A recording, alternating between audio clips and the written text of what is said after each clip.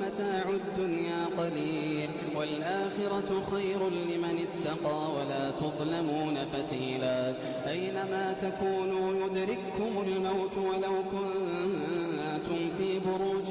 مشيدة وإن تصبهم حسنة يقولوا هذه من عند الله وإن تصبهم سيئة